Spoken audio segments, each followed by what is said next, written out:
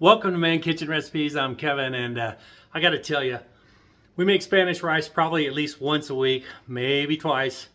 So we buy our basmati rice in the big bags, and the Spanish rice that's gluten-free, dairy-free if you want. I like to use butter, but you can just use olive oil. So here we go.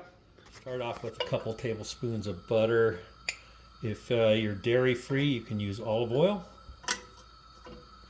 Add about a medium diced onion. I just use part of a larger onion. You don't want to have it with too much onion in it. You want to let that go for a minute or two.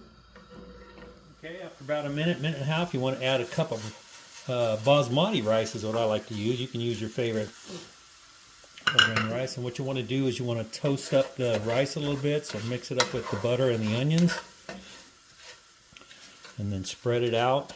You want your rice kernels to get kind of like a golden brown. You just want to toast them up a little bit before you start adding the liquids. Okay, after a couple of minutes, you can see the rice is starting to toast up a little bit. A little bit of brown in there, if you can see it or not. And when you get to that point, then you want to add 2 cups of either water or chicken stock.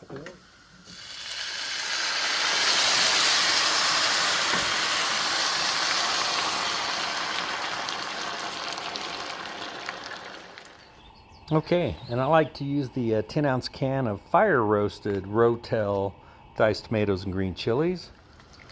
Just dump it on in, and then we're going to use some cheddar garlic, just about a teaspoon. You can add more, however much you'd like. And we're going to add some red chili, gourmet red chili. We're going to add 2 teaspoons.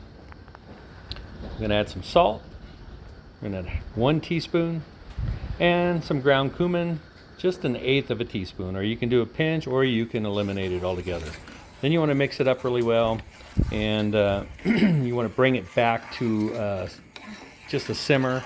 And once you have the bubbles coming up, just like this, then we're going to turn the flame down, and we're going to simmer this for 13 to 15 minutes. And yes, you're going to put a lid on it. And after 13 minutes or so, check it. If it looks like this, it's ready. If it's still kind of runny, let it go for 2 or 3 more minutes. It will soak up more of the fluid, and it will turn out perfect, just like this. Look at that. Perfect Spanish rice. This is so good. You definitely got to try this. Okay, there you go. This is the Spanish rice we make at least once a week. We make a lot of Mexican food, New Mexican food, stuff with red chili. We burritos, enchiladas, and we always need some rice. We're actually making this for some fajitas tonight. All right, so I will do a taste test for you. This stuff, every time, turns out fantastic.